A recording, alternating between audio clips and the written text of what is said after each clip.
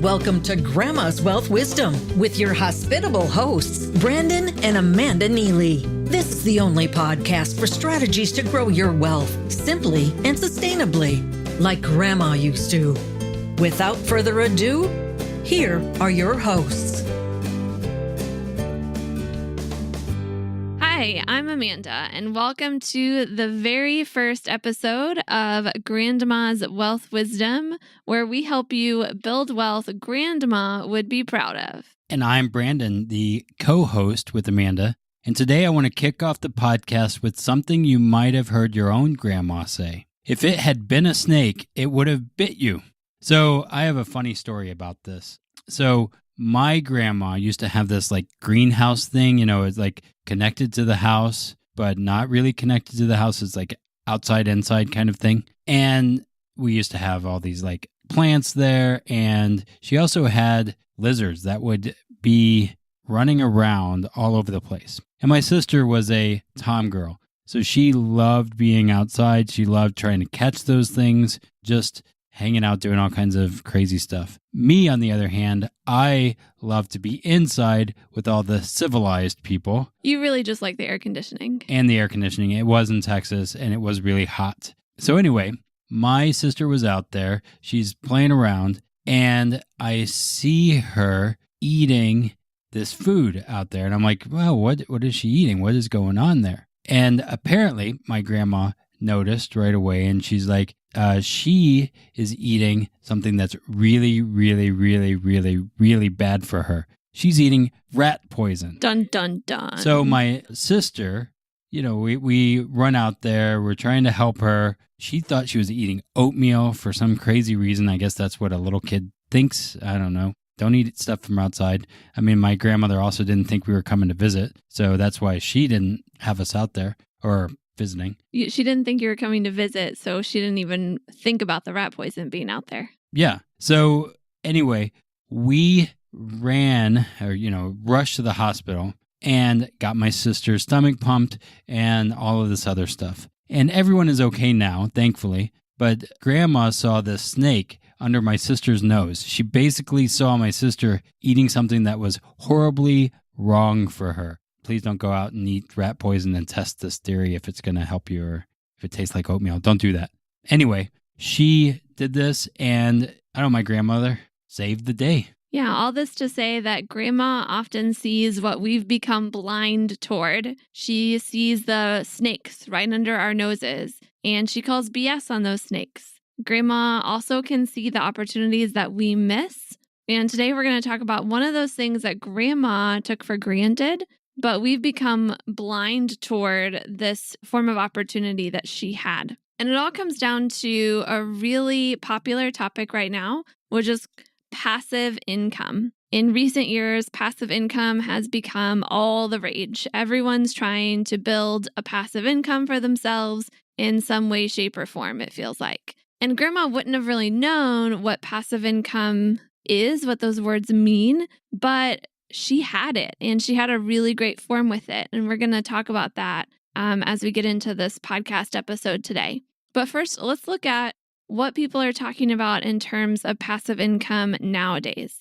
There's two primary ways that most people think about passive income. The first one is they think about a business that they have ownership of, but someone else does the day-to-day. So they're still the owner of the business. They get percentage of the profits every year, but they have someone else that manages and runs the day-to-day of the business. They've McDonaldized their business so that anyone can do it, and they have to have that person there doing it, and they can collect their check. I've heard this as the turnkey model. Okay. The second one is that most people think about with passive income is real estate, where you buy a property, you get some tenants in there, and the rent just comes in every month. Very little effort on your part. You just have to take the check to the bank, as they say, in the real estate biz. That's what I've heard them say. And then there's some other less well-known passive income strategies like affiliate commissions, where you take someone else's product and you sell it or their service, and you get an ongoing commission as the customer keeps using it. You get a percentage of the sales because you found that customer. Another form are royalties and licensing, You allow someone else to use your idea. This great idea that you came up with, you give someone else permission to make money with it in exchange for them paying you a royalty or a licensing fee on a regular basis as they're making money on your idea. With all of these forms of passive income, though, whether it's having your own business, real estate, affiliate commissions, royalties, and licensing, I often wonder, how passive are these forms of income really? With having your own business, you hire the manager, you train them, they get going, but what if they quit? What if something happens? What if you need to train someone new? There's a lot that can go on there. What if, if you have a brick and mortar, you lose your location, you got to start all over again. There's still a lot of hands-on, even if you've passed on the day-to-day management to someone else. Yeah, being a former brick and mortar business owner, I can definitely relate to that one. Yep. And then with real estate, this is a big one. You still have to repair roofs. You have to take care of tenant issues when they come up. And if your tenants move out, you have to find new occupants, and maybe months go by where you're not collecting that rent check on that property. Then, affiliate commissions, you still have to find the people that are going to buy the product and probably do some customer service with them over time as they are using that product or service. Royalties and licensing, you have to make sure whoever you've given that permission to use their idea and make money from it is doing a good job. They're maintaining, the good quality, stuff like that. And you have to be on the watch out for people who are going to do knockoffs and try to copy it and infringe on your patent or intellectual property or whatever it is. All that copywriting stuff that we do on Facebook and social media, maybe that.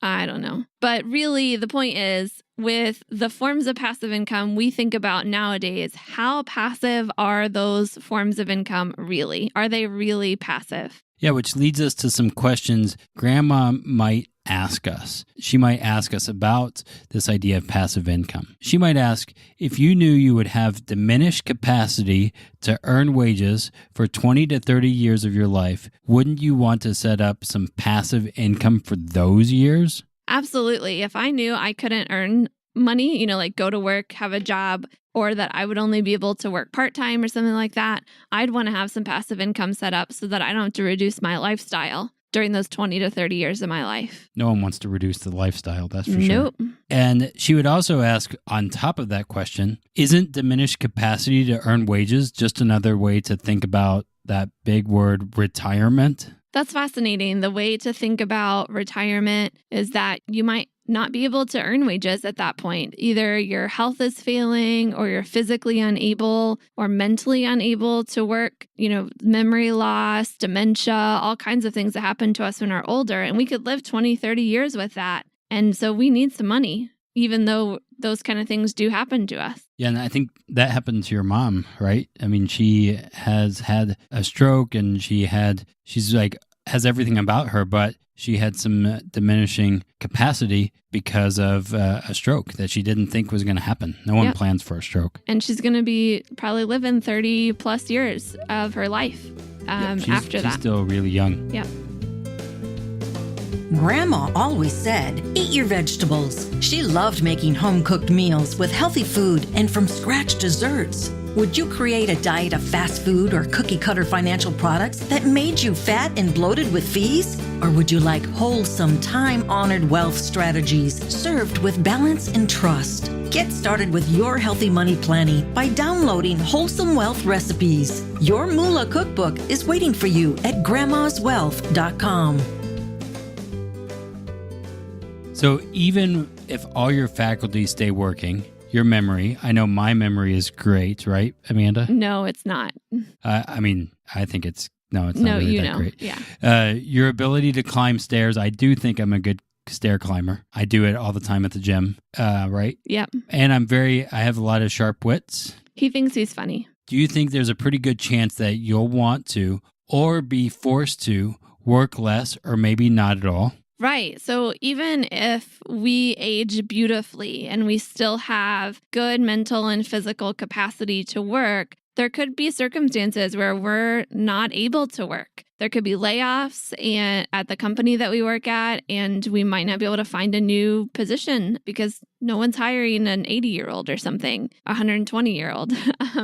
Also, there's the possibility that someone we love gets sick and we want to not work so we can care for them and spend time with them. There's lots of reasons that people go into retirement, not just because they want to. In fact, I read a statistic that shared that of all the people that are retired, 50% were forced into retirement. That's a big number, 50%. Huge number. Half of the people that are retired were forced to be retired, that they didn't choose it for themselves. And so if you're going to be forced into that situation, some passive income setup would be probably a pretty good idea to get going. That's why thinking about passive income is so important, and why I'm really glad that people are thinking about that idea in our businesses and in our future. We're thinking about those kind of things. So given that for 20 to 30 years of your life, you might be forced to or be unable to earn wages, you pretty much have to set up some sort of passive income. So do you want the passive income you require to disappear if and when the stock market collapses? Absolutely. I wouldn't want to lose my passive income because of choices that were made on Wall Street by people I don't even know. And another question to ask is, would you rather the passive income be secure but grow more than a savings account is currently doing? Yeah, I wouldn't want to put my money into a savings account either that's only going to get 1.5% return and grow. That's not much better than just throwing it in a shoebox and putting it under my bed, you know? Yeah. And we don't, no one's going to put it on, hopefully not, just put it under their bed. I mean, maybe that might be some safe place, but not so safe. These are the kinds of questions Grandma would ask you, and she'd want you to ask yourself. Absolutely. Because Grandma knew that Grandpa and she wouldn't be able to, or maybe they probably wouldn't want to, earn wages forever. Who really wants to be working when they're 95? She might even lose Grandpa while she still has many years left in her own life. Yeah, that happened with my grandma, for sure. Mm-hmm. And that's why they set up passive income for themselves. And so we wanted to share some of the characteristics of what Grandma's passive income looks like. Her passive income requires no luck, skill, or guesswork. Everyone can do it, not just clever internet marketers or real estate gurus. I mean, Grandma didn't even have the internet, and she was able to set up her stream of passive income. So how did she survive without the internet? I'm still questioning that thing. Maybe we'll get into that in future episodes.